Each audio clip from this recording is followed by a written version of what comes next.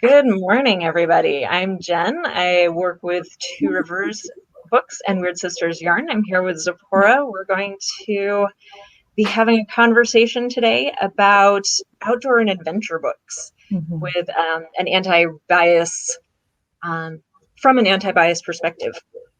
Looks like we've got some really great books on the docket. Yes. Before we get into everything else, I just want to give one quick prompt. The shop, Two Rivers and Weird Sisters, is having our very first in-person event since mid-March. This weekend, it's going to be an outdoor craft fair. Lots of local artisans, lots of local music. We hope we can see you there. That'll be on Saturday. Nice.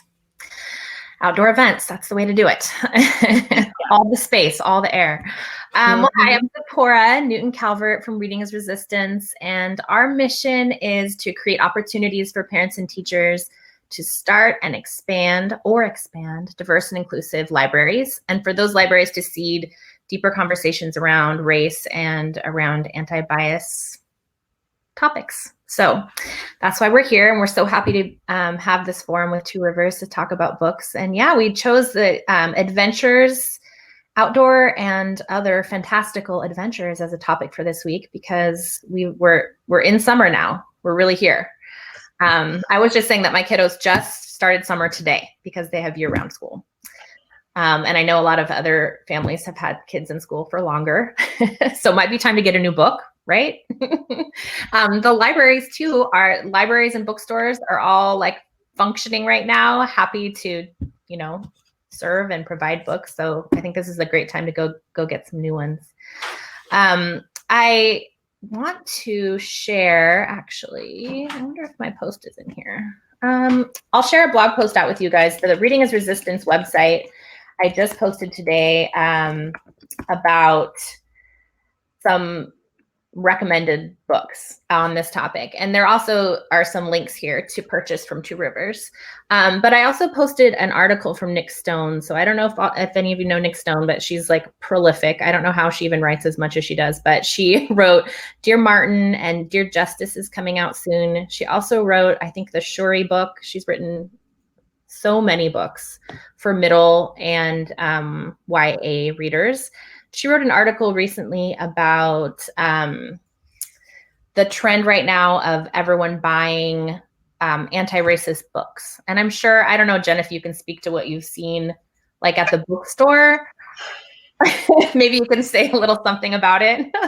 Everything is sold out. Yeah. That's awesome. Absolutely fantastic that everyone is investing in this so much and actually willing to spend the time and learn about better ways to support everybody. We do have ebooks and audiobooks, but sometimes you just really want the text to be able to go in and highlight and make notes and whatnot. So finding other ways to access those same ideas is one of the challenges that we're facing as booksellers. Yeah, for sure. So anti-bias books, if you look at the bestseller list, it's like they're up there. Everyone's buying them, which is awesome. So everyone educate yourselves, like read all the things, take action afterwards. Of course, reading is not enough. But there are other ways to get at the kind of learning that I think we need to do as a community to equip ourselves with anti-bias ideas, experiences, like to have more diverse and inclusive reading experiences and experiences in the world. Like books can prepare us to do those things really well. And I think fiction's a great way to do that. So I think nonfiction is selling probably more, I'm guessing, with grown folks. But there are tons of fiction books that I think we can still get our hands on that are perfect to kind of simultaneously do multiple things in our summer. And one of the things in the Nick Stone article was she was like, please, people don't only read books by Black authors that are about racism. Like, please also buy books and read books and experience authors who are talking about fantasy, who are talking about love, talking about adventure, talking about mystery, so that, we're understanding a full scope and range of folks and ideas, not just a tiny little piece. And so we're kind of here to talk about that today. I am not a very outdoorsy person. I don't know if you are, Jen. I love getting outside. I spend most of my time when I'm not working working on my garden. I like to be in the garden too, although I do not like camping. So this is not very Portland of me. I had a traumatic experience with a college boyfriend with camping. And so that sounds like a long story. However, you can travel outside into your garden, which I love. You can take these books camping if you love camping. This book I want to show first, this is actually by a white author, but she is also an environmental lawyer. And she has multicultural characters in this book, and it's called Operation Redwood. And it's about the environment. It's kids going on an adventure to save some trees that are redwoods. And this is a super fun read and a good one for sort of starting to talk about nature activism, which is simultaneously important with all the other things that are going on right now, right? We have to heal our world and our people and our communities all together. So I love that book. And we have a book that's coming up. This is actually our middle grade pick for July. This is How to Make Friends with the Sea. This is set in the Philippines, and it's about a boy who moves around a lot with his mom and has developed some kind of fears and anxieties. I personally have experienced anxiety as a person, my daughter also. And so we both really loved reading this book about someone kind of facing some of those fears in nature. And one of the things he's afraid about is the ocean. And he's right there with the ocean. So it's this also has friendship and brother and sisterhood, but talks about nature too, which I think is really good. Super great read about sort of set outside in nature, but also about the inner workings of a kiddo. And that's an author I haven't read before, and I really enjoyed that book. These are all middle grade books, by the way, because I love middle grade fiction. I don't know if you can tell, but we also have some of our picks. Let's see what we have here. I have books everywhere. Oh, so we've been reading this one aloud, The Jumbies. It's scary, spooky, has kind of this ghosty figure. It's based on Caribbean folklore and has this really cool dad and daughter. And the daughter is like figuring out some of the spooky stuff. And I'm pretty sure she has magic as part of her too, but we haven't got there yet. There's a 3-part series. So we've just read the first book, but there's 3 parts to this. And it's fun to read a spooky book in the summer, I think. And it's also, that's like a fun thing to do backyard camping too. Read like a scary yep. read. We really like this one. I don't know. I know your kiddo is older. Mm-hmm. I don't know what kind of books like what summer reading looks like now or has looked like. But sometimes we like a spooky book. And I'm still doing the read alouds. Like my kids are 9 and 10. It's a great way to experience a book together. And it's like really soothing. Yeah, my kid reads voraciously and constantly. And so I try to keep up and read 1 or 2 of the 1,000 books that gets read over the summer so that we can have a conversation. We're using your book list, the YA book list that you guys gave. Awesome. So, yeah, really great. There's some really fun books that I'm also voraciously reading on there. This book too, we recommended for one of our June picks, The Way to Rio Luna. It's like fantastical and real. So it's a journey of these 2 kiddos from real life into a magical land, kind of like a non-Narnia situation. So like they go into magic. So if you like that kind of book, this would be a really good one. For me in the summer, I always like to read fantastical things to kind of escape. And I know that a lot of us maybe have a different summer rhythm than we're used to. I don't know if anyone's listening who has a different summer rhythm. Probably most of us. It's turning out a little different than most summers. So we have really been thinking about books as like mini vacations, books as ways to deal with stress. I mean, reading, I know, is one of the ways that we can kind of decompress and slow down our breathing. And this is one of the ways that we can do that too. I don't know if you know these books, probably. These are like the little sweetest Dragons in a Bag and The Dragon Thief.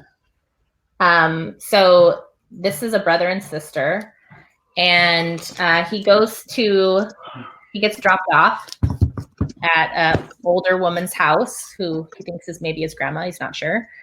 And she has something rattling around in a bag in there.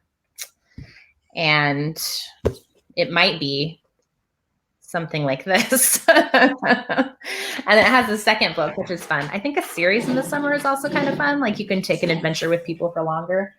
And my husband's like right over there, like, what's happening over here? So this one, you'll see the little sister also engaging with these like fun magical creatures. And these are set in Brooklyn. They're really sweet, really fun, light, like with a popsicle, be kind of perfect. They're also pretty short. They're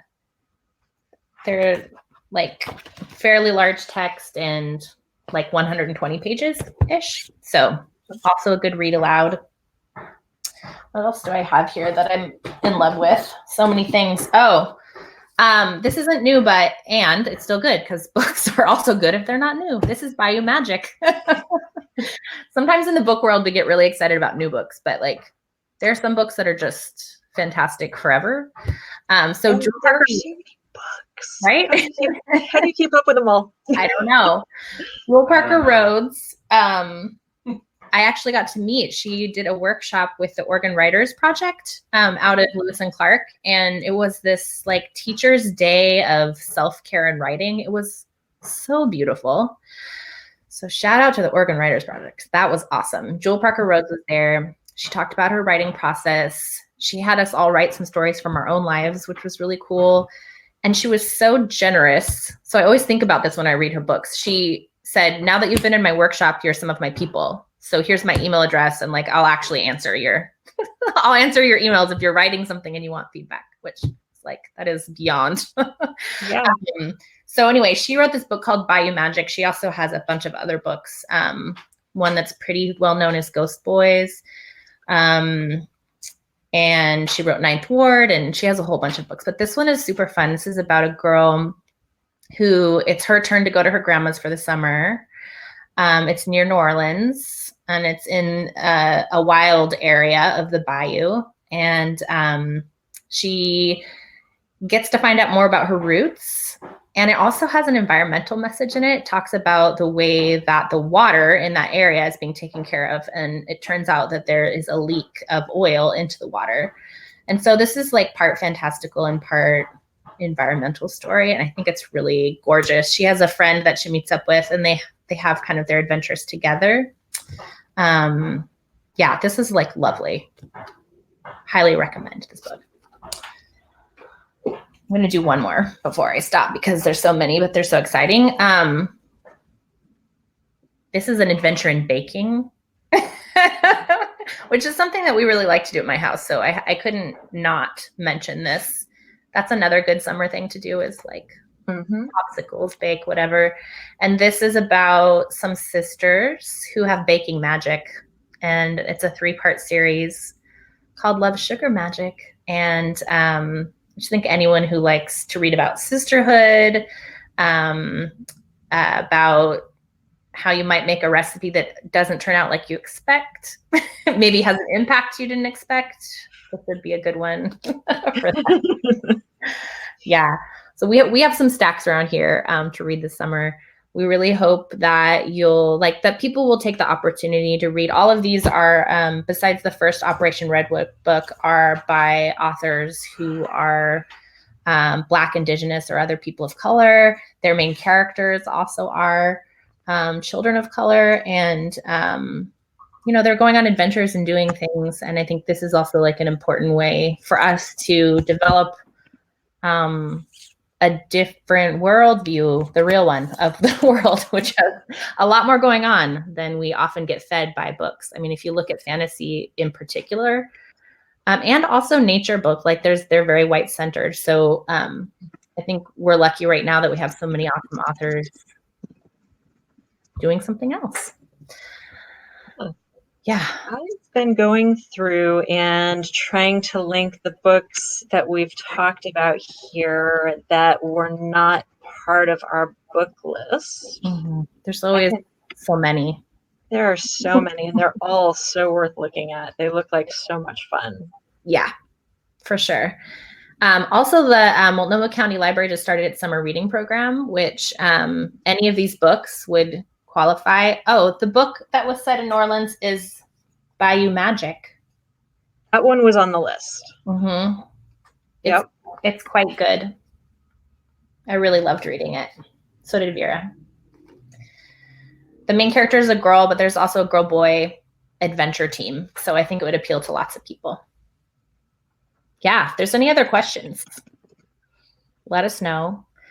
You can also go onto our Facebook or Instagram and ask questions for book suggestions. Happy to put stuff together or recommend different kinds of plots.